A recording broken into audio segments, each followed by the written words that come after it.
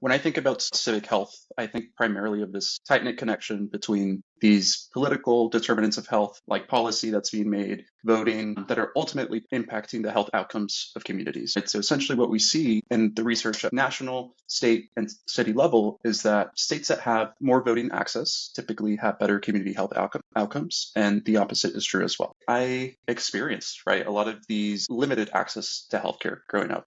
My parents were both immigrants. We were a low income family. So accessing healthcare was at sometimes difficult. In middle school, I was destined to get braces, and that meant going 2 hours east from where I was living at that moment to get my braces. It was the only place that was accepting Medicaid.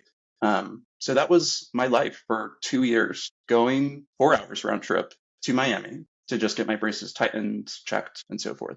So my mom had to take time out of her work to go do that. We actually carpooled with a friend of hers who had a son that also needed braces. By just the luck of the universe, we had this little group of us that would go every single month. All of that to say is policy, voting ultimately have such a critical impact on the health of communities. In my case, growing up, it was access to dental services. And for others, it's a whole wide range of other different healthcare services that they need. So it's really important that we uplift this relationship and also these stories of people that have essentially experienced policy that has negatively impacted them.